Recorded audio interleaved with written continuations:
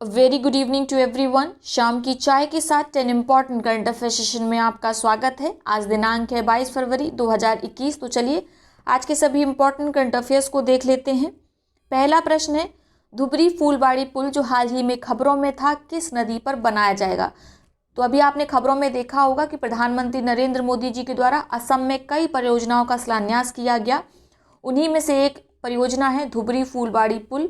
इसे बनाया जा रहा है ब्रह्मपुत्र नदी पर। इसकी लंबाई 19.3 किलोमीटर है और यह 4 लेन ब्रिज है, 4 लेन पुल है।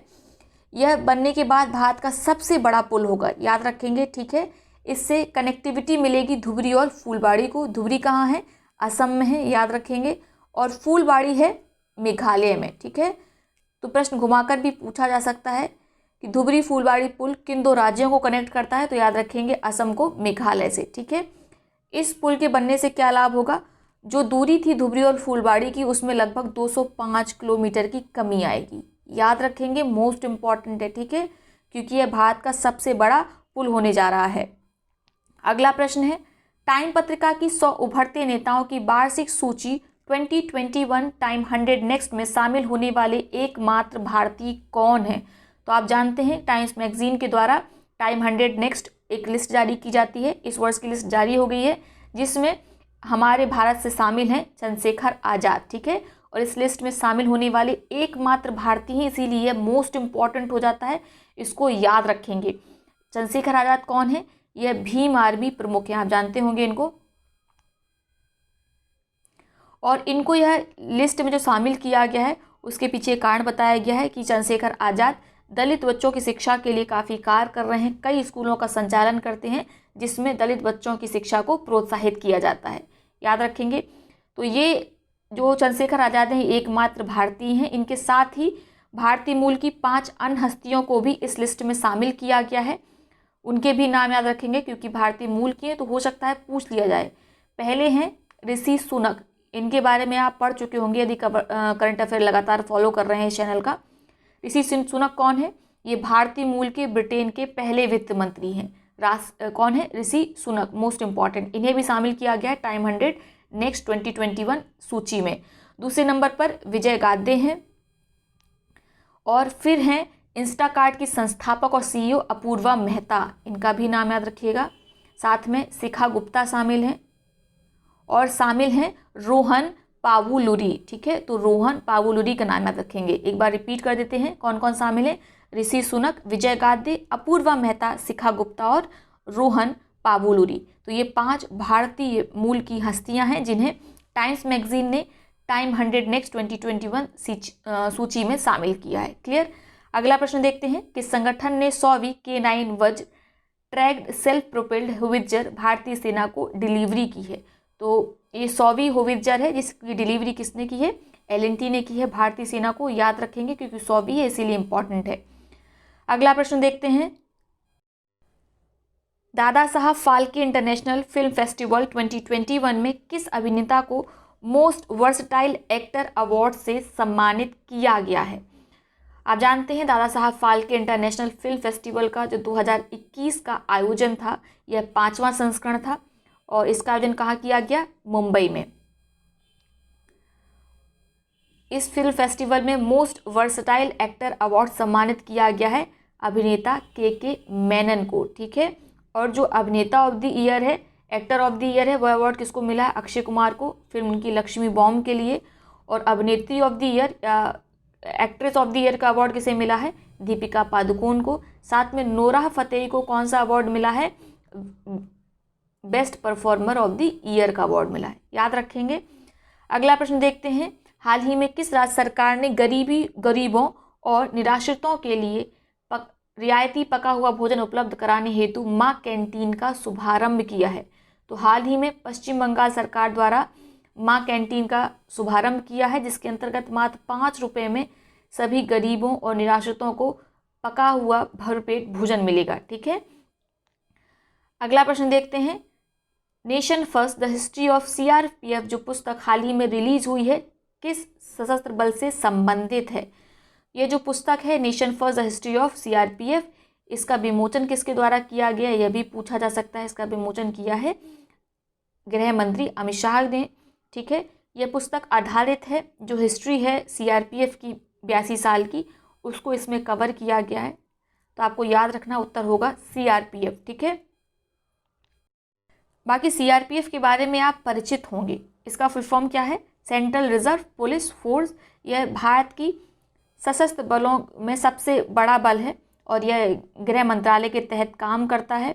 आप जानते हैं इसको पहले क्या कहा जाता था? क्राउन प्रतिनिधि पुलिस बल या क्राउन रिप्रेजेंटेटिव पुलिस फोर्स, ठीक है। इसको कब अस्तित्व में कब आई थी? यह अस्तित्व में आई थी 27 जुलाई 1939 को। और फिर 1949 में सीआरपीएफ अधिनियम आया भारत की आज़ादी के बाद, और इसका नाम बदलकर क्या कर दिया गया? सेंट्रल रिजर्व पुलिस फोर्स, जिसका नाम पहले क्या था? क्राउन रिप्रेजेंटेटिव पुलिस फोर्स, ठीक है। सीआरपीएफ का आप आदर्श वाक्य या मोटो जानते हैं क्या है? सेवा और निष्ठा। तो आप इसका स्थापना कब हुई थी ज़रूर याद रखिएगा इसकी। ये अस्तित्व में कब आई थी? 1939 में। और इस वर्ष ये बुक लॉन्च की गई है सीआरपीएफ के इतिहास पर, जिसका नाम है nation first the history of CRPF.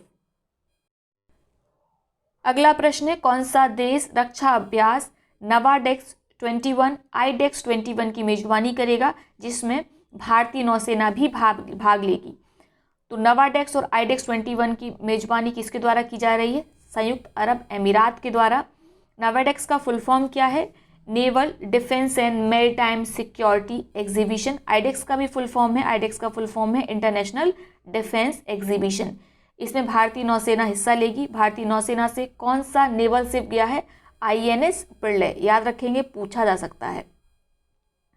ये कब कमीशन किया गया था? 2002 में भारतीय सेना में प्रलय को कमीशन किया गया था। क्लियर। अगला प्रश्न देखते हैं, संयुक्त राष्ट्र मानवाधिकार परिषद की सलाहकार समिति के पहले भारतीय अध्यक्ष कौन बने हैं? मोस्ट इंपॉर्टेंट है क्योंकि यह पहले हैं। तो जो भी भारतीय बाहर की समितियों में या बाहर के मंत्रालयों में शामिल होते हैं उनको ज़रूर याद रखा करिए, परीक्षा की दृष्टि से भी इम्पोर्टेंट हो जाते हैं। तो इस बार शामिल किया गया है अजय मल्होत्रा को संयुक्त राष्ट्र मानवाधिकार परिषद की सलाहकार समिति में। और इसका हेडक्वार्टर कहाँ है? इसका हेडक्वार्टर याद रखेंगे जिनेवा स्विट्जरलैंड में है। इसके साथ ही आपको प्रीति सिन्हा भी याद होंगी, इनके बारे में हम बता चुके हैं। ये यूएन कैपिटल डेवलपमेंट फंड में सचिव चुनी गई हैं, ठीक है। प्रीति सिन्हा, इनका जरूर याद रखेंगे। इनको हम बता चुके हैं किसमें? संयुक्त राष्ट्र पूंजी विकास कोष की सचिव चुनी गई हैं। जिया राव के बारे में भी हमने आपको बताया था। इन्होंने अरब सागर में 36 किलोमीटर तैराकी करी, ठीक है, 8 घंटे 40 मिनट में। तो तीनों नाम याद रखेंगे, अजय मल्होत्रा, प्रीति सिन्हा, जिया राव। ये उत्तर प्रदेश की, इसीलिए इनका नाम इंपॉर्टेंट है। आजमगढ़ की रहने वाली है, ये मोस्ट इंपॉर्टेंट है, इनको भी याद रखेंगे। अगला प्रश्न देखते हैं, किस देश ने पेरिस जलवायु समझौते को फिर से लागू किया है? तो हाल में लागू किया गया है संयुक्त अरब अमीरात के द्वारा पेरिस जलवायु समझौते को। मोस्ट इंपॉर्टेंट है, याद रखेंगे। तो ये है आज के करंट अफेयर्स। अब देख लेते हैं आज के प्रश्नों को, जिनका जवाब आपको कमेंट बॉक्स में देना है।